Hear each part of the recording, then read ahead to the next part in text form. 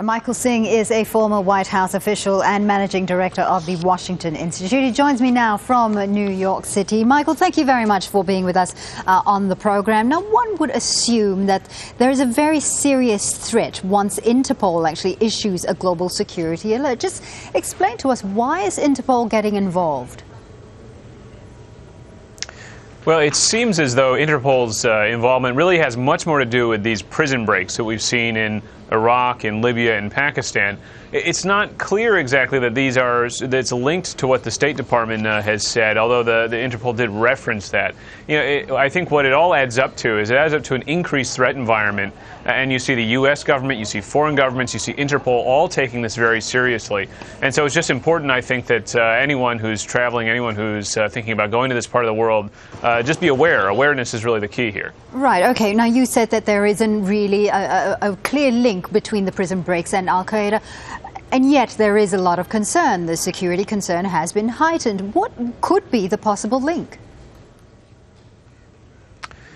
Well, again, there's so many different situations unfolding across the Middle East, North Africa, and Pakistan. I wouldn't want to draw too many lines between these things. We know, for example, that Al-Qaeda has really been degraded as an organization, and yet there are still sort of cells, there are still groups all across the Middle East and, frankly, further afield, which can still engage in some serious terrorist plots. And so, while it's hard to say, impossible to say, in fact, what the linkages are between these things, they don't need to be linked for there to be serious concern.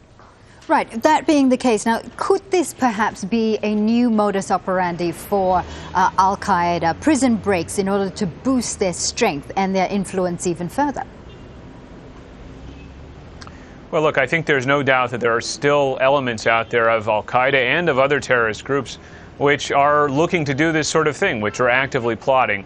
And this is something that we've seen in the past, is trying to break their own members or sympathizers out of prisons.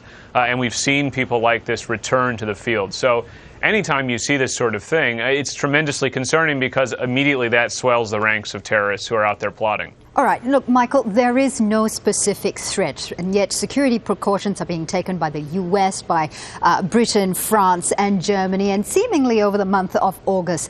Are they overreacting, or do you think their concerns are valid?